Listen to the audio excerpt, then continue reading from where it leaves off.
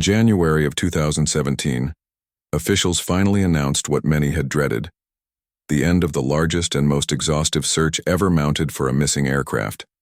For nearly 3 years, the fate of Malaysia Airlines Flight MH370 had consumed global attention, prayers, and resources.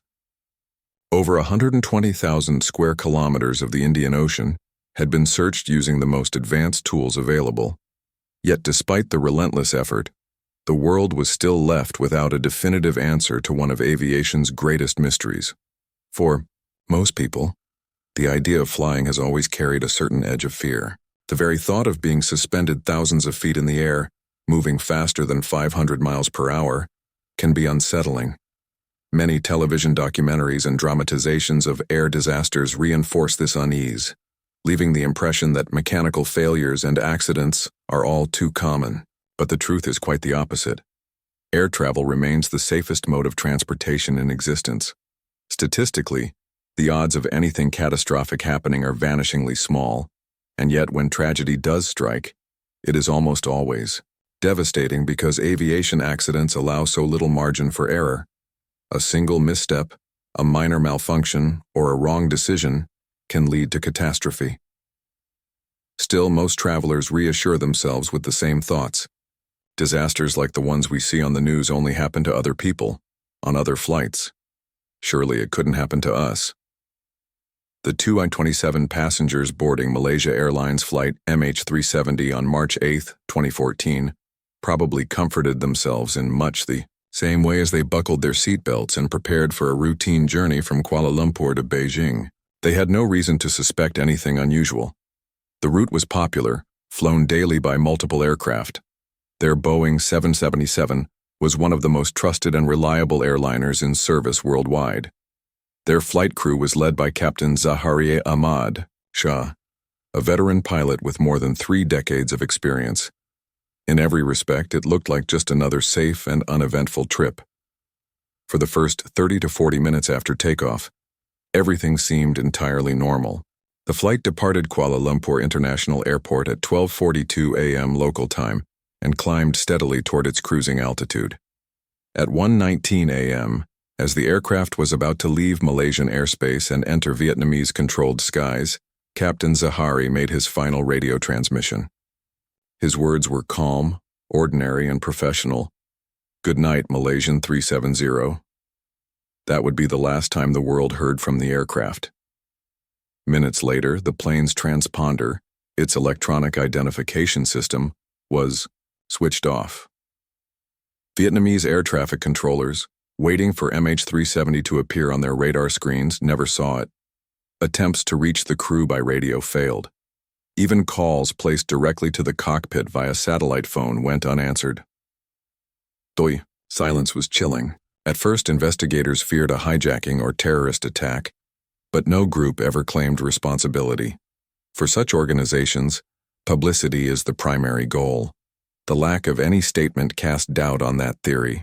Authorities initially believed the aircraft had gone down somewhere along its planned route, in the waters between Malaysia and Vietnam. Search teams were immediately dispatched to comb the South China Sea. Dozens of ships and planes scoured the waves, scanning for debris or oil slicks. The operation quickly grew into one of the largest ever undertaken, with 26 nations eventually participating. Despite this unprecedented collaboration, no trace of the jet was found.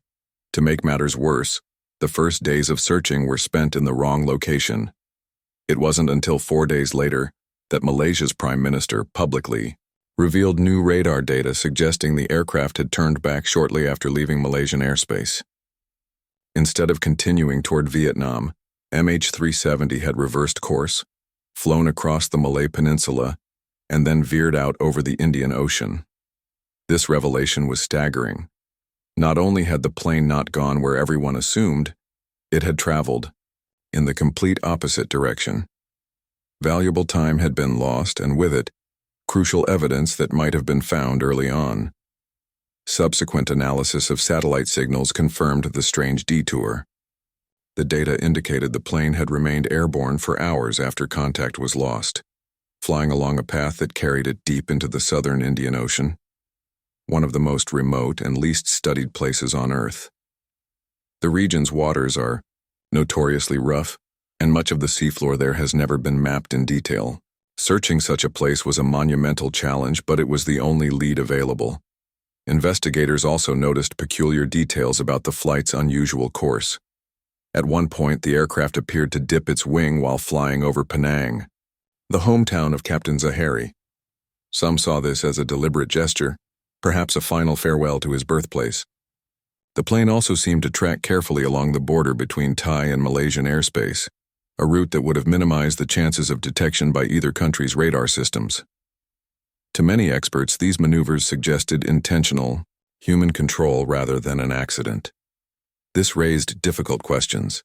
If someone was flying the plane, why didn't the passengers or crew intervene?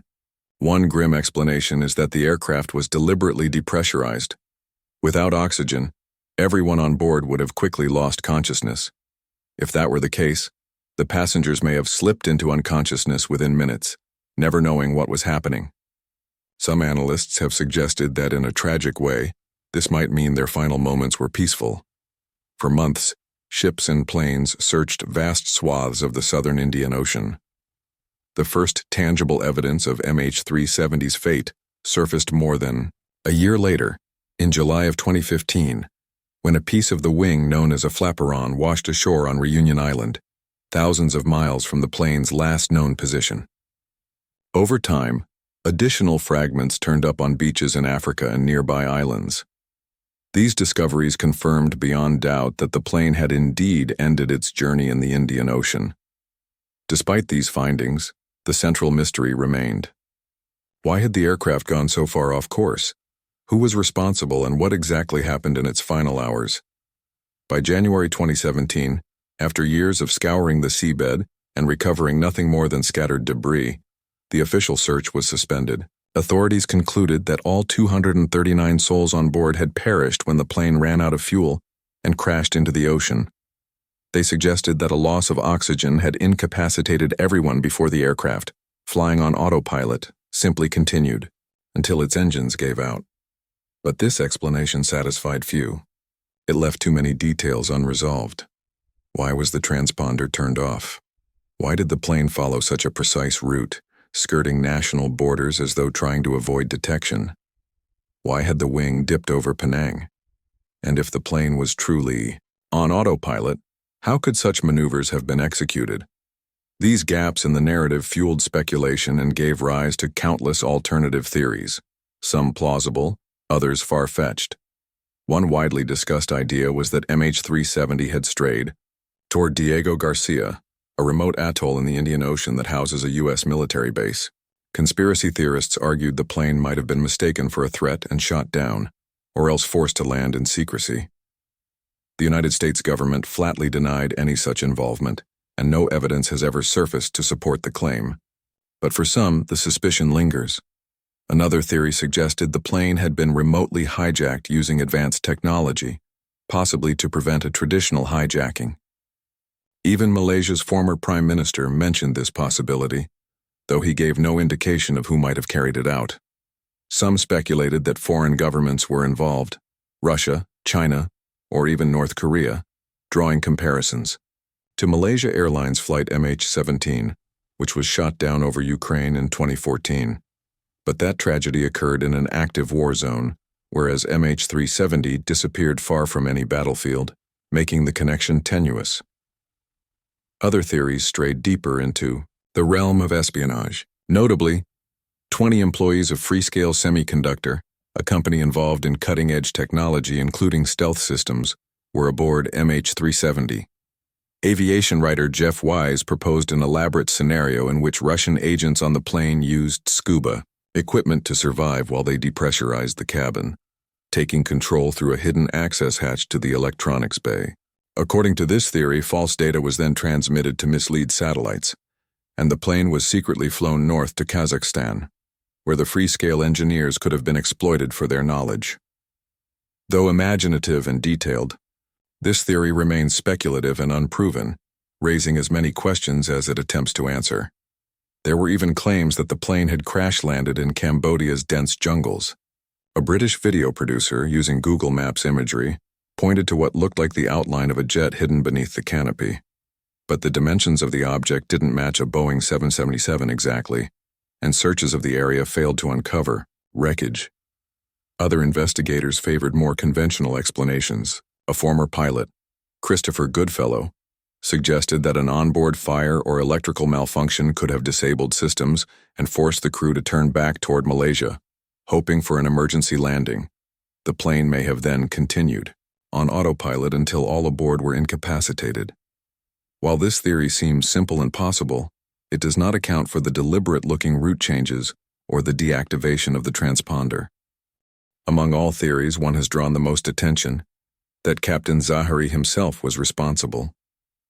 Data recovered from his personal flight simulator revealed practice runs of unusual flight paths, including one eerily similar to MH370's actual course.